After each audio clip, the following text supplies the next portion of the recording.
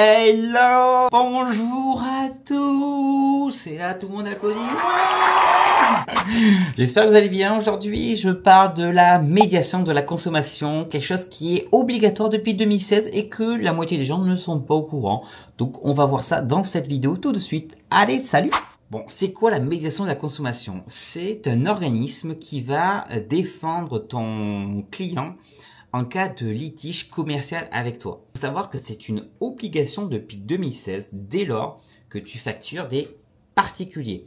Que ce soit pour de la vente de marchandises ou que ce soit de la prestation de services, même si tu factures qu'une seule fois, tu as l'obligation d'adhérer à un service de médiation de la consommation. Et je dis bien obligation. Et là, tu dis, tu pètes un câble. Si tu ne le fais pas, tu t'exposes à une amende pour aller jusqu'à 3000 €. Ça fait un peu cher l'amende pour ne pas avoir adhéré à un service de médiation. La question que tu vas me dire, c'est ok Florian, mais où est-ce que je fais ça? Où est-ce que j'adhère à ce service? Il existe une liste officielle d'organismes de médiation de la consommation, mais moi je t'en recommande un, c'est le SMP, les Sociétés de médiation professionnelle. Ils sont basés à Bordeaux, mais ils ont des médiateurs un peu partout en France.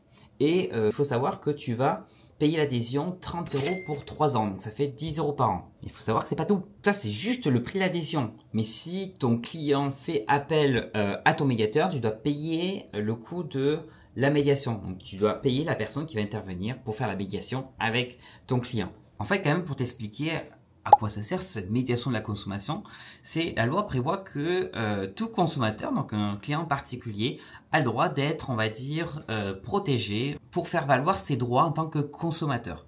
Et pour ça, chaque entreprise doit pouvoir proposer un médiateur de la consommation à ce client particulier, à ce consommateur. Donc toi, en tant qu'entreprise, en tant que micro-entreprise, tu dois le proposer à ton ou ta cliente. Donc les étapes de la médiation, c'est d'abord un litige. Après, s'il n'y a vraiment pas de solution à l'amiable, ton client contacte ton médiateur de la consommation. Là, il y a le médiateur qui arrive et qui regarde un peu ce qui se passe, qui propose une solution, on voit si ça va pour les deux parties. Si ça doit aller plus loin ou autre. Et là, tu es en train de te dire, mais Florian, je suis en train de... quelqu'un qui va intervenir pour défendre mon client contre moi. Oui, c'est un peu ça. Mais il faut savoir quand même que le médiateur de la consommation, tu en as partout. Tu en as partout, par exemple, pour la banque, pour les assurances, pour, je sais pas moi, acheter la baguette. Imaginons que tu vas à la boulangerie, tu achètes une baguette et en fait, la baguette, elle est pas cuite du tout, j'en sais rien, ou elle est trop cuite et tu avais demandé une baguette pas trop cuite. Et la boulangerie ne veut pas rembourser, te donner une autre baguette, tu as le droit de dire « Il est où votre médiateur de la consommation parce que j'aimerais bien me faire rembourser ma baguette, elle est trop cuite, j'avais demandé pas trop cuite. » Bref, je te fais un exemple vraiment caricatural, mais médiateur de la consommation, tu en as partout, même pour les opérateurs téléphoniques. Si par exemple, normalement, ils auraient dû te rembourser les frais de résiliation et ils l'ont pas fait, tu peux demander médiateur de la consommation. Maintenant qu'on a remis les choses un peu dans l'ordre, où est-ce que tu dois l'indiquer? Alors, si possible, tu vas l'indiquer sur ton site internet ou alors tout document où ton client peut avoir accès. Si tu n'as pas de site internet, indique-le par exemple sur ton devis, ta facture. C'est une petite mention qui dit que en cas de litige, voici les coordonnées du médiateur à contacter, soit leur adresse, soit leur site internet. Mais voilà, il faut que ton ou ta cliente ait un accès pour avoir possibilité de te contacter et surtout savoir que tu as un médiateur de la consommation. Et là, certains, je les vois venir, oh là là, soleil, en disant, mais Florian, moi j'ai une protection juridique, je suis armé, j'ai pas besoin de médiation de la consommation. Et c'est là où tu te trompes, petit oisillon.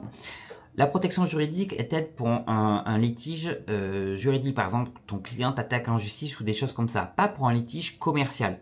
Donc en fait, c'est l'étape d'avant l'attaque en justice. C'est si vraiment ton client n'est pas d'accord avec toi et qu'il y a un litige commercial à ce moment-là, ton client peut faire appel à la médiation. Toi, en tant qu'entreprise, tu ne peux pas faire appel à ta propre médiation pour résoudre le problème avec ton client. C'est à ton client de faire appel à ta médiation. Donc la protection juridique, elle t'aidera uniquement si tu dois payer par exemple des avocats ou des choses comme ça pour te défendre en justice. Bon, maintenant que c'est bon, tu pourras pas dire qu'on t'a pas prévenu. J'espère que c'est beaucoup plus clair pour toi. Encore une fois, j'ai fait un article complet, je te mets le lien en description. Et je te dis à très bientôt pour une nouvelle vidéo sur la micro. Salut! Non mais où est-ce que je fais ça? Où est-ce que j'adhère à ce service? Et là tu dis, tu pètes un câble!